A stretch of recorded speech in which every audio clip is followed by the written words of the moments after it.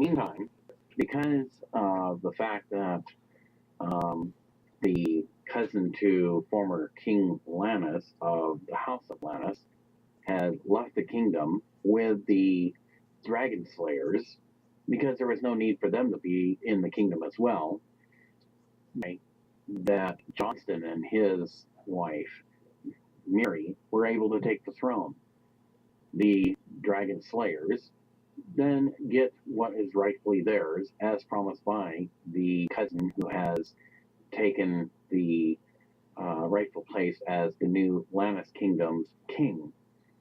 They decide to leave the special dragon slaying gun devices as a mere warning for Daenerys should she ever attempt to come by again, because they still look forward to having great game by killing a dragon. In turn, the king of Lanis Kingdom assures them more trade to pay for those guns and wishes to continue trade with them since they are beyond the known edge of the world.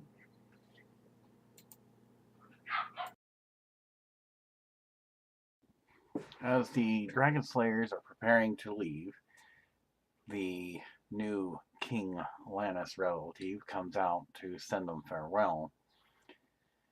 So, how goes meeting? Well, it could have been better. Apparently, we have old grievances that seem to not meet in agreement.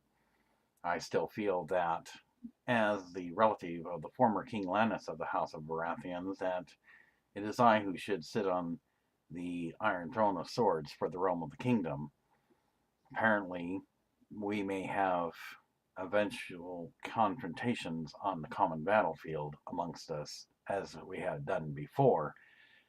This Daenerys Stormborn had invaded King's Landing before we got her removed. I see. So what is your plans? Well, we wanted to thank you, since you have come to see us off, for the spices that we traded for in exchange of our skills as assassins. Though we regret we did not get the opportunity to have a dragon stripped of flesh and bones mounted as a trophy, we were honored to give you aid so that things that you believe shouldn't have been done were undone. Yes, and I do appreciate your assistance. I believe it was a fair trade. We decided we might leave the 3 dragon slaying gun in place. Perhaps it may help you as a fair warning to them that we may be back. Yes, I thought of that, and that is a good idea. He kind of thinks about it for a moment. I will make it worth your while for leaving these behind, if that is all right with you. Yes, that is good. So he hands over a scroll. This here you might find useful. There may be other things you wish to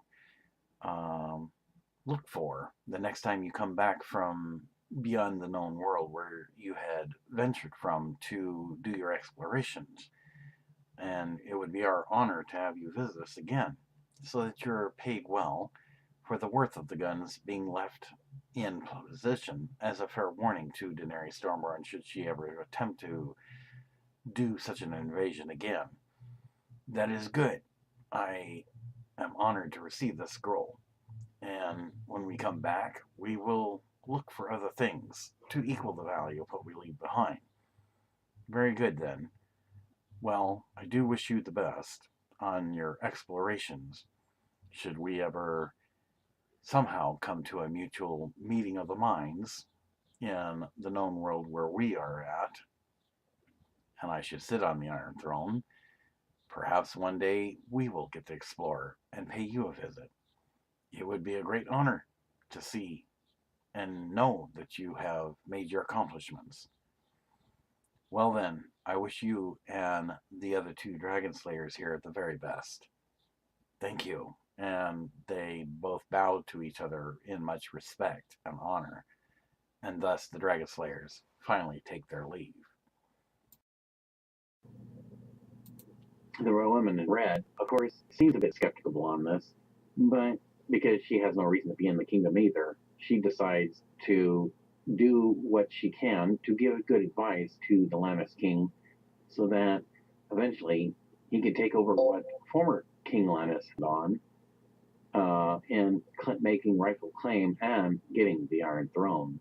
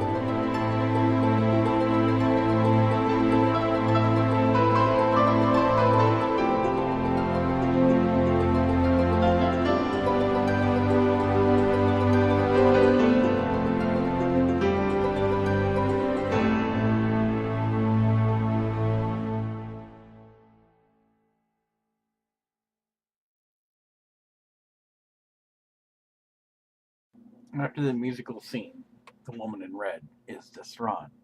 This can't be. It is bad enough we have the symbolical female dragon that is Daenerys Stormborn, who is the mother of dragons in this world. We cannot afford to have another dragon. I just don't understand. Though I don't have the vision of foresight, the fire god has shown me well. Somehow, we're going to have to capture him and absorb this power, this unseen prophecy, because otherwise, this could be on our own undoing. I must inform the new King Lanis of the House of Baratheon now. Praise be to the god of fire for having shown me this vision. For never has the fire turned blue. It has to mean something, and as to when he will arrive, it is uncertain. But I know what I must do. So with that, she swiftly leaves the chambers where she does many spells and makes potions to report what she has seen. As Daenerys was finishing up business as usual in the throne room, she was given notice by a messenger that someone who goes by the last name Targaryen had arrived in Mareen and was summoning an audience of her. She kind of thought for a moment. The only one she knew that carried her last name would be her uncle. She seemed kind of delighted about this and tells the messenger to inform the stranger whose last name is Targaryen that she will meet him in the meeting room and to lead them there. The messenger understands and goes off to deliver the message. She then leaves the throne room and makes her way to the meeting room, a little bit anticipation as to whether or not, though she does know pretty certain it is her uncle, as to what would be the purpose of his visit. Because he's not one to come to, well, a palace, not since she had been growing up. The messenger then introduces her to the stranger. She thanks him and by giving him a nod of approval, and he leaves. Uncle, what are you doing here? I wanted to make sure you're okay. I am fine. I couldn't help but hear the news. You know how it is with rumors. Yes, they seem to spread fast. You have a moment for me to speak with you. I know you're a queen, but you're also my niece. Uncle, you don't need to pay me special tribute. Please, sit down. And so they both sit at the table. I was so worried that I may have lost you. Though I am your uncle, you're also like a daughter to me. Well, thank you, Uncle. I do appreciate this. As you can see, I'm fine. You're all I have. I want you to know. And perhaps, though I've never told you this as you were growing up, there is something you need to know about the Targaryen history. I think now would be a good time. He clears his throat and tries to think of the words he needs to say. I am open to anything you have to tell me, Uncle. Long ago, Targaryens, when dragons were quite plentiful, they had married into people known as the Valerians. And the reason for this was because of something called the Valerian Doom. The gods at the time were very displeased on how Valerians ruled. Valerians also rode dragons. But the Valerians kind of brought things on themselves. There was a long ago famous queen who was born of fire, much like yourself. Nothing could harm her, but she believed in slavery. Are you serious? How come none of this is in the records? It's because it is a forbidden history. Not even the greatest libraries in King's Landing would have such a thing. When the Valerian Doom came, half the dragons were destroyed. And this is why there are ruins in the known world. All but maybe a handful of Valerians survived. The Targaryens, however, once they married into the Valerian faith, because the Valerians, although not all of them, wanted to continue their existence, they knew that for those who chose to marry into the Targaryens, knew it was the only way that they could continue their existence, their religious beliefs, their traditions and customs. Some decided that they would follow the old ways and not marry into Targaryens. And they are even fewer of pure blood, much like your cousin, Elsa. Yes, I have not seen her for a very, very long time. We used to play together, I'm sure you remember, yes. And it is when my mother and father were still alive. But then for some reason she left. She always talked about explorations, and I have not seen her since. Well,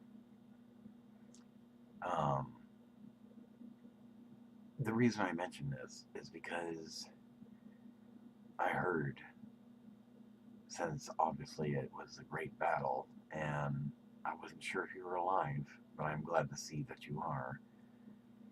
I am doing fine, Uncle. She thinks for a moment, clearing her throat. I may have made some bad choices. I see. But are ones that I'm not going to repeat again. Well, then you really are acting like a true queen. She kind of smiles about this, again, shaking her head with a smile, closing her eyes for a second, reopening them.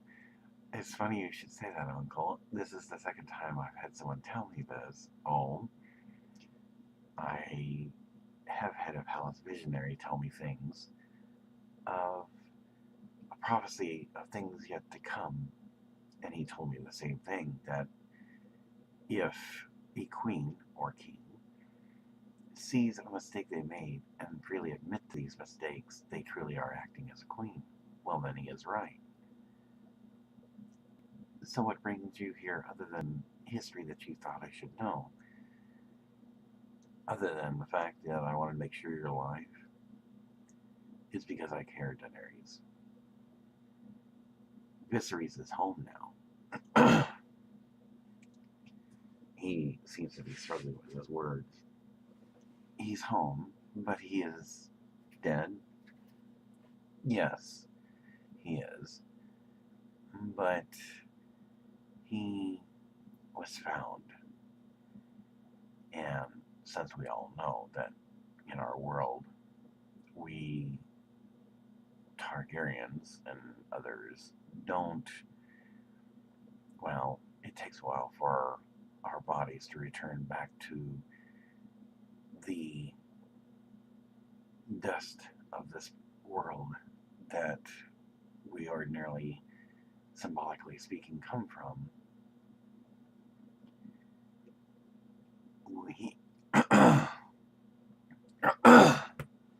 I'm sorry. No, it's okay, Uncle. You seem to be struggling a bit. I understand he didn't treat you well. From things I've heard, he didn't appreciate the things you tried to do for him, like bearing him gifts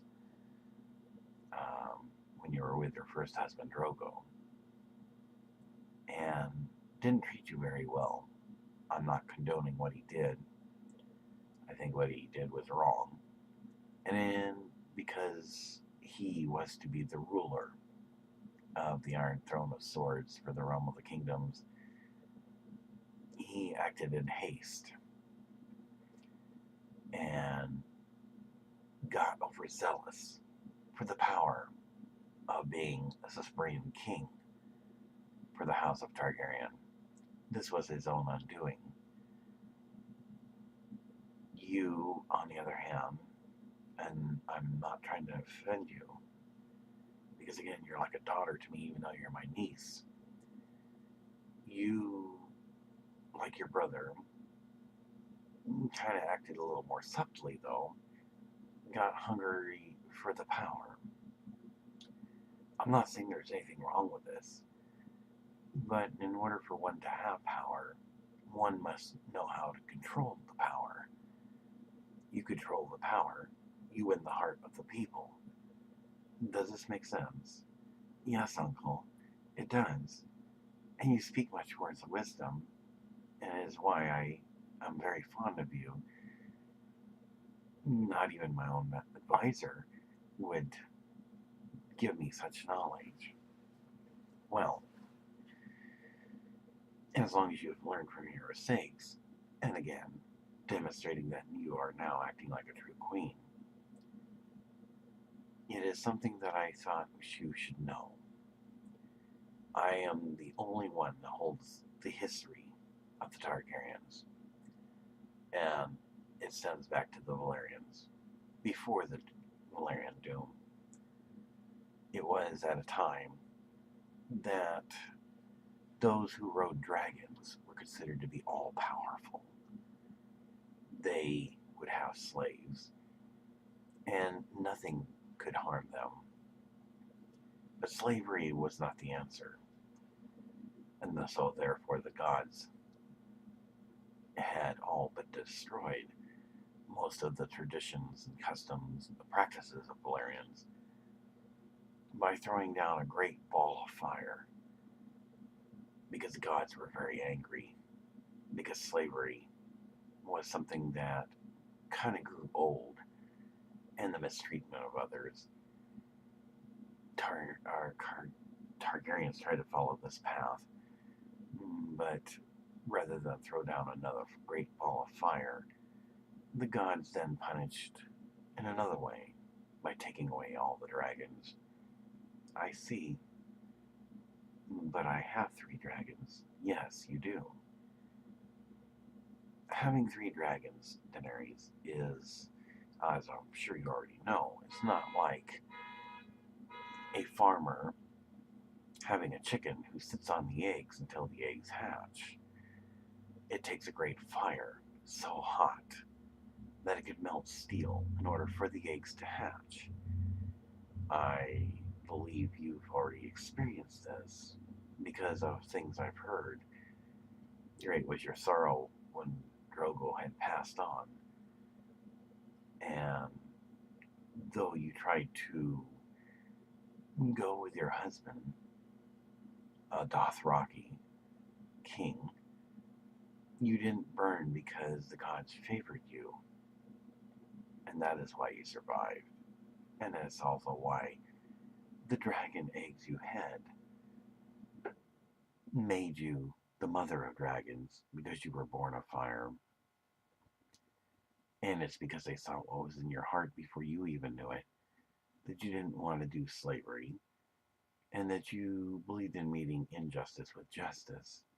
That is true. This is why I'm here. That is correct. But, of course, you made that one mistake. So is the gods going to punish me and take my dragons? No. He could have. But you made the wise choice not to use the dragons when you were overthrown, even by strangers beyond our known world. Therefore, you decided wisely. The Viserys, your brother, is now buried. at my place in the backyard in the gardens, and a special monument placed over where he is buried. We had a horrifying task of trying to move that which was poured upon his head. So we gave him a proper crown because he was to rule, and we had to put a veil over him because, well, his features were greatly distorted. Yes, I know. Something I also want you to know, Daenerys. Hatred is a very strong thing, much like the power. If you carry hate in your heart all the time, how can you win the people over? I would only ask for you to consider not to hate your brother because he's already gone. I don't hate my brother, but I felt that because he had died when my husband poured this gold that he melted over his head, that he couldn't be the real dragon ruler because dragons don't burn. Yes, that is true to a point. Meaning, well, there is no such thing as an invincible life force. Everything must go when the time comes, though we have longevity to live a long life, provided we rule well and lead a good life. Those that don't won't make it into the spirit world, and those that do are rewarded greatly and live their eternity into a spirit world based on the beliefs that we have in the gods of fire and ice. That is true. I have understood this since I was growing up. So then you know that even though what he did to you was wrong, perhaps you should have said something and he would still be alive. I'm not saying it's your fault. No, I understand. And I don't hate my brother, Uncle. I sometimes think about him, and there's times I actually miss my brother. I know that he and I had different paths at times, but I know that I do miss him. Well, that is good. One thing that I am sure your father, well, at least your mother anyway, if not your father, tried to instill in you both, being of nobility and royalty. Family is worth more than any riches that you could ever have in your palace. When you love a family and demonstrate this well, then you will also truly love the people. Yes, you are right. Of course. Well, I am glad to see that you're doing well. I ordinarily wouldn't come into a palace, and even though your father, though not to speak ill of him because he was my brother, he was called the Mad King, but then a lot of people didn't respect us anyway. If something were to happen to you, Daenerys, my life could not go on. I am of our house, other than yourself, the only one for the House of Targaryen. I know you may or may not have had a child, although I can't confirm the rumors. But that child had to be disowned, and I understand this. So technically speaking, there's still only two of us. I could, if I was invited, to take the throne, but I chose not to, because I had to make a judgment call. If somebody like this Kingslayer were to kill me, and then who would protect you in Viserys? You were mere children running for your life. I had to take you in, you understand? Yes, I do. So I decided to not take the opportunity to sit on the throne. I had to protect our lineage, and so therefore I took you and Viserys in. And I do appreciate this, Uncle. Then you also must understand that your being here is for a reason, but you also have to use good judgment. I hope that I haven't offended you by telling you this, that perhaps you might take to heart not only what the visionary may have told you, but what I have to share as well. Yes, Uncle, I always appreciate everything that you tell me, and it has started to make me think even more so. So, are you still going to be in your time of mourning and loss? No, it comes and goes, but I have new inspiration based on what a visionary has told me. That is good. Well, I can't stay long. I have other business I have to take care of. This is quite the palace. Yes, well, um, it. Oh, sorry, Uncle. Sometimes people's dogs get loose. Yes, I can see. Well, um, it is quite the.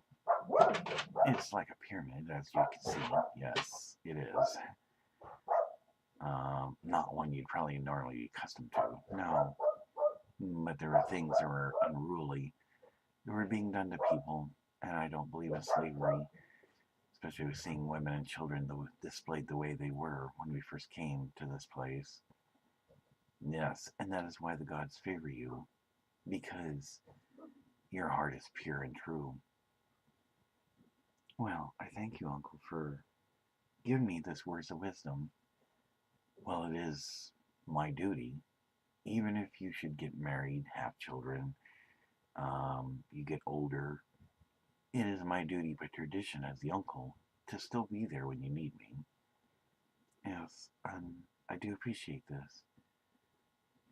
Well, I'm not accustomed to being in such a grand place. As you know, I got accustomed to my place out in the wilderness and enjoy working in my gardens. Um, Something else I should let you know. First, I want to apologize for, or at least give my condolences that you and Jon Snow didn't seem to get a chance to have a long life, though it is accustomed to marry within the bloodline. You do realize that Jon Snow is not a bastard. No, he isn't. Well, um,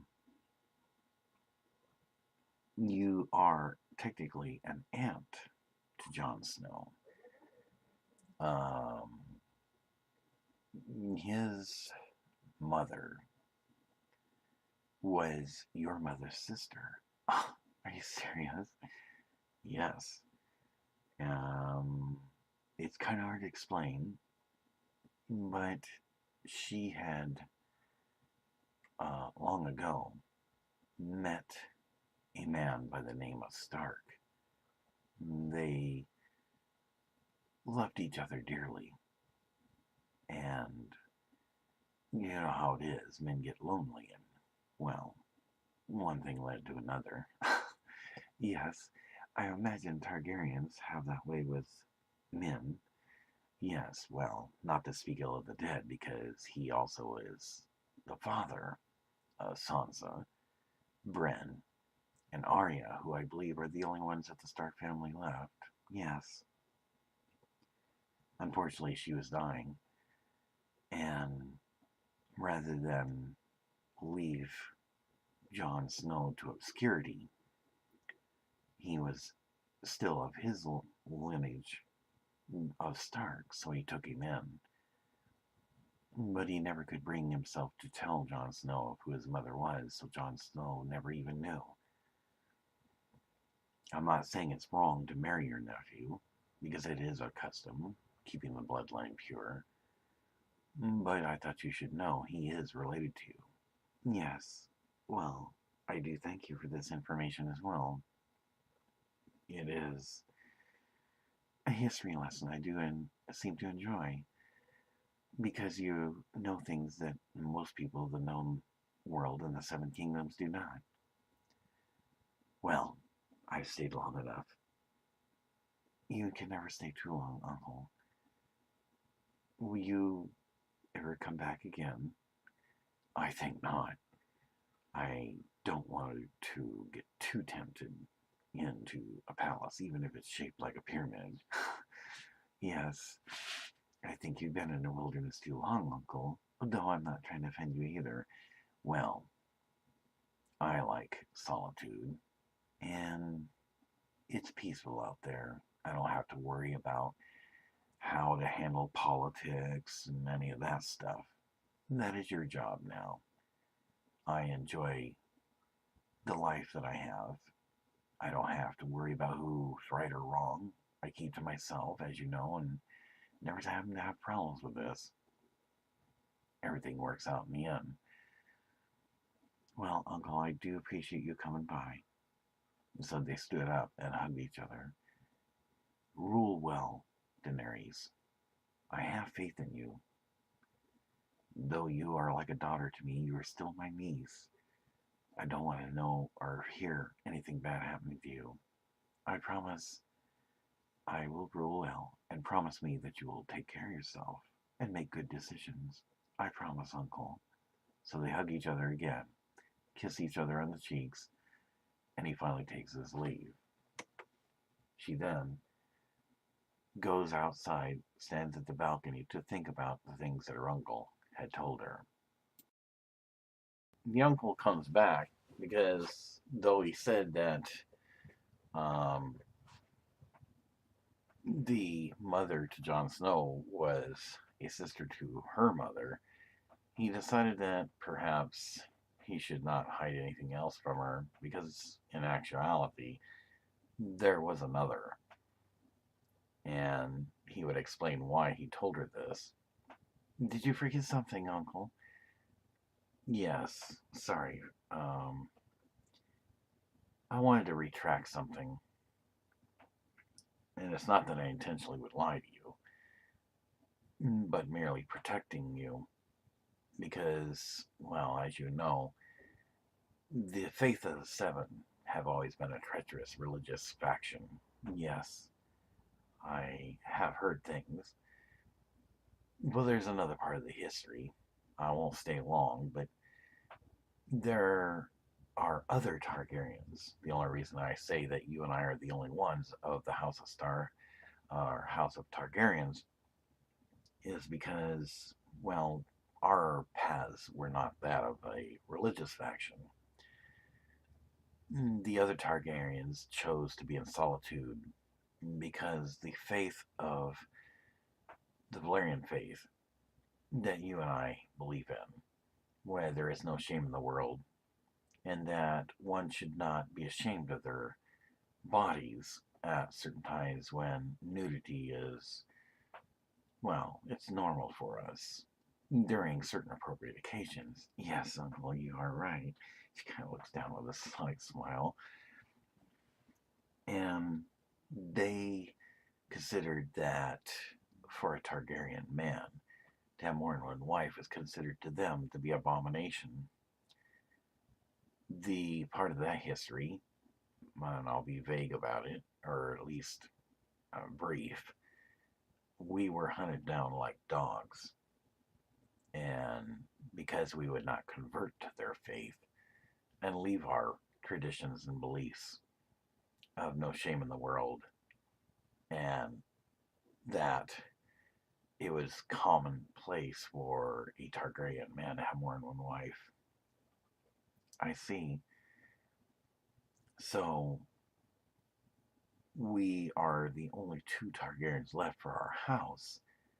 But as far as Targaryens as a whole, there are others that are scattered about that take in hiding, because if the Faith of the Seven, whom rumor has they are rebuilding in King's Landing now. They are, yes. They would probably wipe us out to non-existence because we would not convert to their faith. So it is not that they act in cowardice, but what we would call self-preservation. But if something happened to you, there would be no more House of Targaryen, even if there are other Targaryens that would still be in hiding. Nobody else would step up to take the house, and thus the House of Targaryen would be gone forever. That is why I give you advice about ruling well. Yes, I understand. So, again, it's not because I was lying, but before I left, I decided that as long as I was going to be here and tell you things that you didn't know, because I only am the keeper of the true history of the Targaryen house. Yes, your mother did have a sister. The fact is, I was trying to protect you, but I think maybe I should be a little more forward, if you don't mind. No, please do. Jon Snow is actually the son of another. You had a sister. Are you serious? Well, how come I didn't know this? Because again, I had to protect you. When your father was killed by the Kingslayer, he didn't stop there. In fact, he was going to obey orders to wipe out every single Targaryen he could find that would be able to claim to the throne. I see.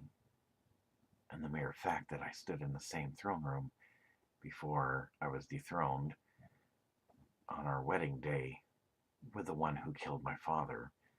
Yes, well, in due time, you probably will want to confront him on this, but not yet. You must survive.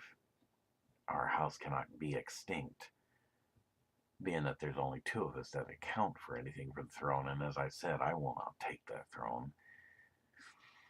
I have no interest, and it's because at the time I had to protect you, so I had to make the judgment's call to protect you in Viserys.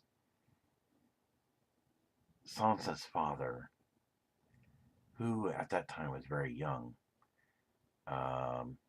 probably late teens from when he became a man at 16, probably like early 20s, fell in love with your sister. Wow. Oh my gosh. To think that he was my relative. Yes. He would have been your brother-in-law. Oh my gosh. I would have never imagined such a thing. Well, you do know what that means, don't you? That means Sansa technically would be a relative of yours, because he is her father and the father of Bran and Arya. They, of course, from what I hear, are being sought after by some King Bolton that has taken over the Bolton house. And again, once Winterfell is under his command. But in any case, she had not bright hair like you. She had dark hair. I see. Anyway, I apologize if I seem to have lied to you. I was just trying to protect you. No, it's okay, Uncle. I'm sure you had your reasons for telling me that he was my mother's sister's son. But because you come forward and tell me now the truth, I have nothing to hold against you. And I appreciate you trying to protect me, even if it's in unusual ways. But I do appreciate this. Well, I leave you this. He pulls out a document scroll. This here is a copy of the genealogical records of the House of Targaryen. I hope I had covered everything, but if I didn't, this scroll will give you much insight of how far back our lineage goes. Wow, I shall treasure this, Uncle. Well, again, I must take my leave, but my conscience got the better of me, and I think, in respect to you being a queen now, though you are like a daughter to me and you are my niece, I think you are old enough to handle the truth, and so I wanted to come clean. You have done well, Uncle, and I have nothing to be ashamed of, and thank you for trying to protect me by covering the truth about me having an older sister. Perhaps maybe we can, when I'm not busy and I come to visit you, maybe you could tell me more about my sister, who I've never met. I would be delighted. She was quite the young lady. How come she never got to rule? Well, I think she was due to rule, but someone had acted treacherously. I will explain this when you do come to visit me and tell you all about your sister, the tales that I remember when I was a young man and served as a lord of the lands for a while. Your father, my brother, sat on the throne. I was the first lord and protector of the House of Targaryen. But after what happened to your father, I again had to protect you in Viserys. So I gave up my nobility and titles freely and chose exile rather than the throne to protect you in Viserys. I understand. Well, he gives her a hug again. You take care, Daenerys. Perhaps I will see you when you come to my place. Though it is not a grand palace like this. It's okay, Uncle. I don't need to have a grand place to visit you. It's grand enough, knowing that you're there. Yes. Well, again, rule well. Thank you, Uncle. And thank you for this gift of knowledge of our house and genealogical records. You're welcome. And so with that, he leaves. Missandei then comes in, and Daenerys then turns and decides to confide in her. Do you have a moment? Yes. Who is that man? That was my uncle. Really? I'm sorry I didn't get a chance to meet him. It's okay. You'll get another opportunity, I'm sure. He forgot something and had to deliver me something about the history of my family lineage and the House of Targaryen. I see. Well, what can I do for you? Well, I wanted to confide in you about the strangers due to arrive in our world. Well, I'm here to serve you, and I was coming to check to see how you were doing, in spite of everything. I'm doing well. I think things are looking up for me. All right. Well, this is good to hear, my queen. So, um, what would you like to talk about? It's not anything, well, you know, like we talked before when Greyworm was present. Oh no, I haven't given much thought about the strangers pulling two stones, if that's what you're referring to, and they both seem to laugh about this. Although it does stir things in my mind, and it kind of makes me think about things, but I had been thinking about other things. Um, I've always wondered what kind of place the stranger lived in. You know, a palace like ours, maybe a mansion or an estate. If he's supposed to have a duke's title, but never used it for special favors, because according to Visionary, his world is much more advanced than ours. Although, from what I've read from the scroll before the Visionary and I first met, once we got back to Mareen, He tried to save many as he can of his world and took shelter underground. Although I can't imagine such a thing. But I'm sure he will explain this when he gets here. Yes, I'm sure he will. Do you think that I will be redeemed again here in Mareen as a queen? I mean, I would never, because I don't believe in slavery, I would never try to do such a thing. No, and I trust that you wouldn't either. I don't sense this about you, and I think you will be redeemed as a Queen of Mareen. I've thought about many experiences I wish to present to this stranger, and the experiences he will be presenting to me. Things that will probably not even be of our world, let alone the Seven Kingdoms. Is it so wrong to be so curious about one I've never met? No, Daenerys. I think, though you haven't met him yet, I sense that there is other things stirring in you. Daenerys kind of looks up with a smile about, well, I'm just wondering how good looking he is. He's supposed to be shorter than me and frail, low in stature, but I just can't imagine someone shorter than me. Maybe not as short as Tyrion, but someone that short, from another world. It's hard to imagine what he will look like. Well, one thing is for certain, nobody's ever seen you judge someone by their looks or their age, or how much wealth they have. You seem to have always treated people fairly, based on the laws, traditions, and customs of our world.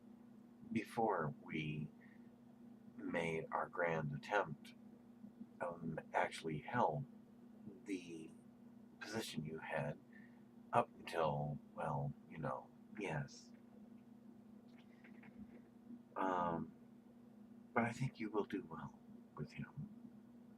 I again, don't have the same knowledge like the visionary, but I have a feeling that something good's going to come out of all of this. So they walk from the balcony then through the meeting room doors. I just wonder how he will feel about me.